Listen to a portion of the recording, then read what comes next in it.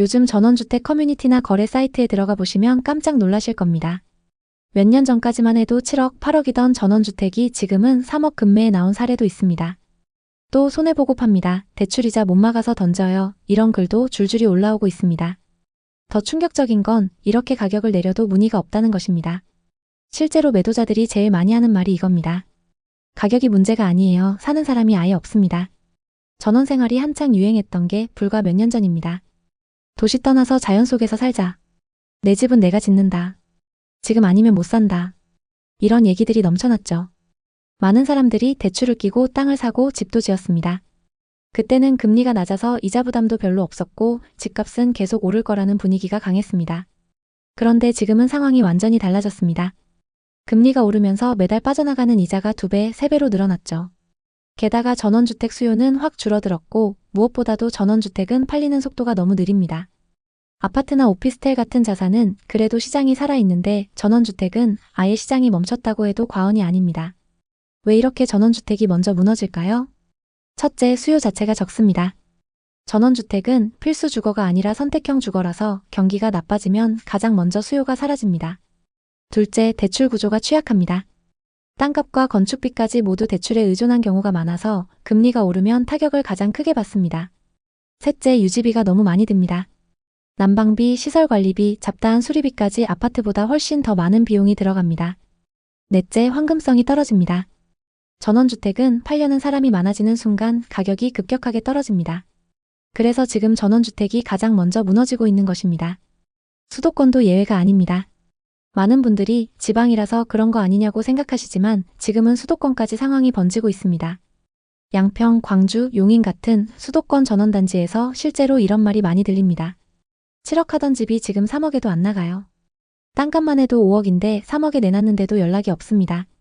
대출이자만 한 달에 150만 원 넘습니다. 죽을 맛이에요. 어떤 지역의 타운하우스는 분양가의 절반 가격에도 매매가 안 되는 곳도 있습니다. 이건 단순히 시장이 잠깐 흔들리는 정도가 아니라 구조적으로 수요가 사라지고 있다고 볼 수 있습니다. 어떤 부분은 2021년에 서울 집값이 너무 올라서 이참에 전원주택에서 살자고 결심했다고 합니다. 경기 용인에 6억 5천짜리 예쁜 단독주택을 매수했습니다. 처음 1년은 정말 행복했습니다. 텃밭도 가꾸고 아이들도 마당에서 뛰어놀고 친구들에게는 전원생활 부럽다는 말도 많이 들었습니다. 그러나 시간이 지나면서 처음과는 다르게 흘러갔습니다. 이자 부담이 어느새 2배가 됐고 출퇴근도 처음 생각보다 훨씬 버거웠다고 합니다. 결국 다시 도시로 돌아가기로 했지만 그때부터 진짜 문제가 시작됐습니다. 처음 샀을 때보다 비싸게 팔고 싶은 마음에 매도 가격을 7억 5천으로 잡았습니다. 하지만 높게 시작한 매도 가격을 6억 5천, 6억, 5억 5천 계속 낮췄지만 전화가 한 통도 오지 않았습니다. 부부는 이렇게 말했습니다. 이 집을 살 때는 인생이 바뀐 줄 알았어요. 근데 지금은 제발 팔리기라도 했으면 좋겠어요.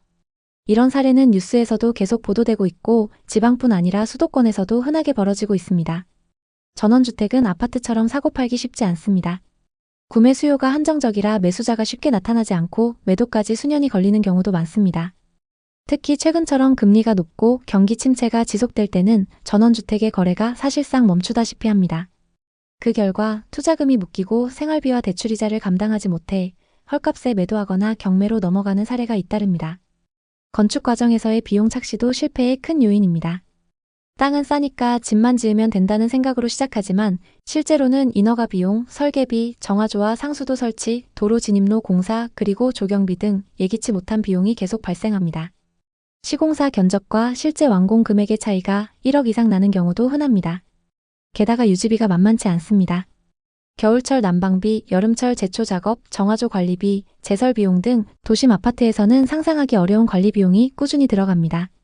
결국 전원주택은 사는 순간부터 돈이 새는 자산이 되는 경우가 많습니다. 법적 리스크도 간과하기 쉽습니다. 농지나 임야에 전원주택을 짓기 위해서는 용도 변경과 건축 허가가 필수인데 이를 제대로 확인하지 않으면 불법 건축물로 분류되어 매매나 대출이 불가능해집니다. 실제로 부동산이나 건축사무소의 말만 믿고 착공했다가 뒤늦게 철거 명령이 내려진 경우도 있습니다.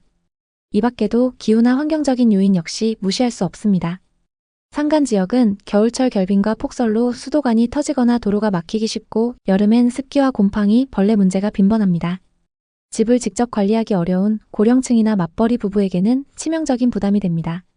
결국 전원주택 투자의 실패는 단순히 부동산 시장의 문제라기보단 현실을 충분히 고려하지 않은 감성적 판단의 결과라고 할 수 있습니다.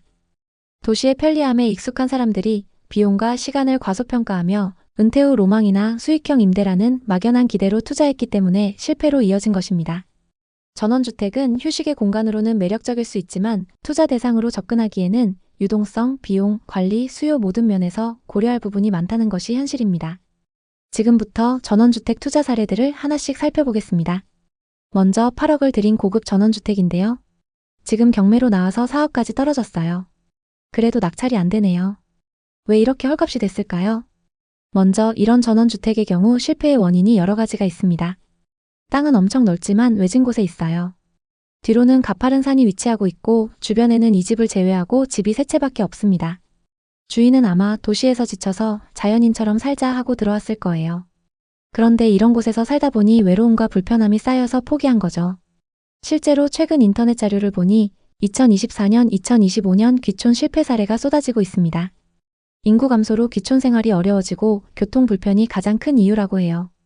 귀농 귀촌을 포기하는 사례 대부분이 30대, 40대입니다. 김미아 씨는 40대 후반 서울에서 회사를 운영하던 분인데 2023년에 용인 처인구의 전원주택으로 이사했어요. 로망은 텃밭에서 채소를 키우고 아침에 새소리 들으며 힐링하며 살자 이런 거였대요. 작은 마당과 주택을 포함해 5억이 들었어요. 처음엔 좋았죠. 텃밭도 가꾸고 바베큐도 해먹으며 행복했던 것도 잠시 1년 만에 후회했습니다. 왜냐면 병원 한번 가려면 차로 1시간 그리고 마트도 30분 거리예요. 게다가 겨울에 눈이 오면 길이 막혀서 고립됐대요. 난방비도 문제였어요. 김미아 씨 집은 비싼 단열재를 썼는데도 추워서 추가로 보일러를 설치하느라 큰 비용이 들었대요. 2025년 자료를 보니 시골 주택의 유지보수와 관리비가 월 수십만 원을 넘는 경우가 많아요. 결국 2025년 초에 집을 내놓았는데 4억에도 소식이 없었고 지금도 안 팔리고 있어요. 김미아 씨처럼 전원주택 로망만 쫓다가 실패한 분들 정말 많아요. 집 앞에 데크를 만들어서 바베큐 파티하는 걸 꿈꿨겠지만 현실은 잡초만 무성하고 벌레떼가 습격하는 거죠. 전원주택은 아파트처럼 사고 팔기 쉽지 않습니다. 구매 수요가 한정적이라 매수자가 쉽게 나타나지 않고 매도까지 수년이 걸리는 경우도 많습니다. 특히 최근처럼 금리가 높고 경기 침체가 지속될 때는 전원주택의 거래가 사실상 멈추다시피 합니다. 그 결과 투자금이 묶이고 생활비와 대출이자를 감당하지 못해 헐값에 매도하거나 경매로 넘어가는 사례가 잇따릅니다. 게다가 2025년 빈집 통계에 따르면 전국 빈집이 159만 가구나 돼요. 시골 빈집이 대부분인데 인구 유출로 관리가 안 돼서 경관이 훼손되고 안전 문제까지 생기고 있습니다. 춘천의 오래된 주택을 방문했을 때는 더 심각했습니다. 주인이 떠난 지 몇 년은 된 듯했죠. 건축 정보를 보니 2022년에 지었는데 무허가 부분이 있어요. 건축 관계자들이 요즘 왜 이렇게 엉터리인지 모르겠어요. 집의 시세는 10억이었습니다. 웃기죠? 실제 가치는 5억도 안 될 텐데. 최근 전원주택 시장 붕괴 이유 중 하나가 바로 이런 입지 문제예요. 산골이나 저수지 인근 땅값이 폭락하고 경매 물건이 쏟아지고 있죠.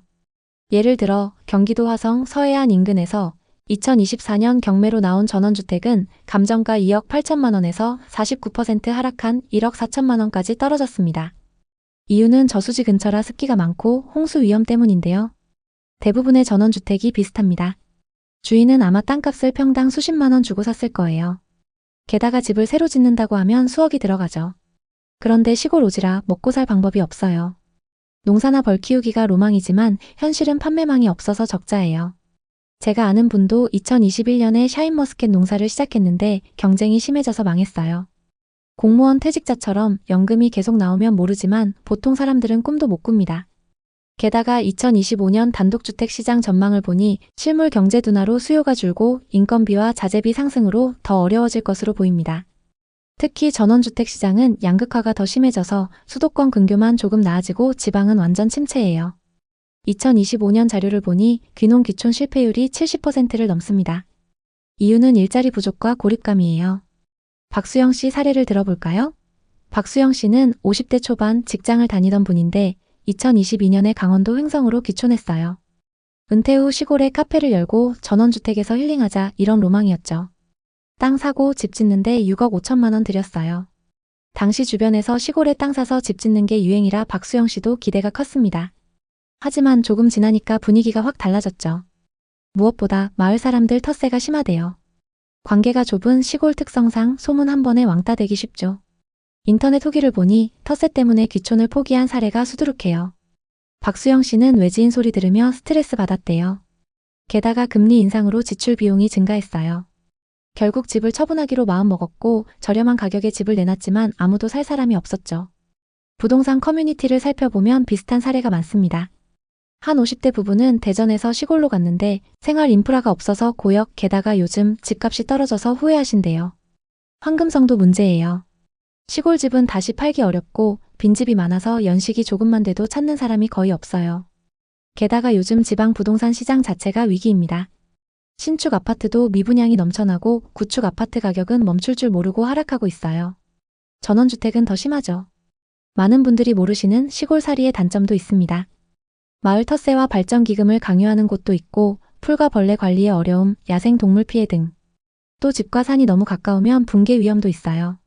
전원주택 투자 실패 사례는 제주도에서도 나타나고 있습니다.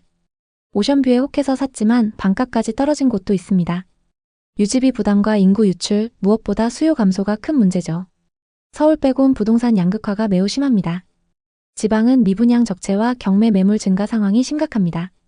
전원주택 경매가 증가하는 이유는 인구 감소에 공사비는 치솟고 유지 비용이 점점 늘어나기 때문입니다. 정부가 빈집 리모델링을 지원한다고 하지만 재정적 한계가 있습니다. 최민지 씨는 40대 후반 디자이너였는데 2024년에 충청도 시골로 이사했어요. 전원주택에서 홈오피스를 꾸미고 그곳에서 아이를 키우는 게 로망이었죠. 땅 200평의 주택까지 총 5억을 투자했죠. 하지만 2025년 경제 불안으로 프리랜서 일감이 뚝 떨어졌어요. 그러다 보니 전원생활 자체가 어려워졌죠. 부업을 하려고 해도 일감을 구할 수가 없었어요. 게다가 인근 학교가 폐교되면서 아이 교육 문제로 이혼 위기까지 갔죠. 또 빚 3억을 갚지 못해 경매에 넘어갈 위기에 처했어요. 인터넷 자료들을 보니 전원생활은 생각보다 할 일이 너무 많아서 실패한 사례가 많습니다. 게다가 2025년 시골 빈집 재탄생 프로젝트처럼 무상임대나 유학마을 조성을 시도하지만 아직 부족한 현실이죠. 이제 더 구체적으로 지역별로 살펴볼게요. 특히 수도권 근교인 양평, 광주, 여주, 이천 같은 곳에서 전원주택 경매가 쏟아지고 있어요. 이 지역들은 서울에서 가까워서 투자자들이 몰려들었지만 잘못 투자했다가 실패한 사례가 넘쳐나요. 먼저 양평부터 보죠. 양평은 산과 강이 어우러진 지역으로 전원주택의 메카로 불렸지만 2024년, 2025년 경매 물건이 폭증했어요. 예를 들어 양평읍 시내리에 있는 125평 토지의 전원주택이 2025년 8월 경매에 나왔는데 감정가 4억 4천만 원에서 유찰되어 2억 초반까지 떨어졌어요. 건축비도 안 나오는 가격이죠. 또 다른 사례는 양평 양서면 증동리의 신축 전원주택. 2년 전 매매가 5억 9천만 원에 나왔지만 아직도 팔리지 않았고 최근 금매로 3억대까지 인하됐어요. 이유는 접근성 문제와 유지비 부담이에요. 한 투자자는 양평 용문면 화전리의 주택에 6억 7천만 원을 투자했는데 경매에 넘어가서 2억 6천만 원까지 하락. 고금리로 대출 이자를 못 갚아서 망했대요. 양평에서 이런 실패 사례는 흔해요. 로망으로 산 땅이 맹지라서 소송 걸리고 홍수 위험까지. 게다가 유지비가 계속 늘어나면서 경매로 넘어가는 물건이 급증하고 있죠. 특히 정치권 이슈까지 겹치면서 말도 많고 탈도 많죠. 2025년 이후 양평의 전원주택 시장은 침체가 지속될 전망이에요. 공급 감소지만 수요도 줄어들고 미분양 증가로 가격이 하락세예요. 광주 쪽도 마찬가지예요. 광주 태촌면이나 도청면에서 전원주택 투자 실패 사례가 많아요. 한 사례는 광주 도청면 방도리의 3억 3천만 원짜리 전원주택입니다. 넓은 텃밭이 있지만 교통불편과 유지불가로 포기했죠.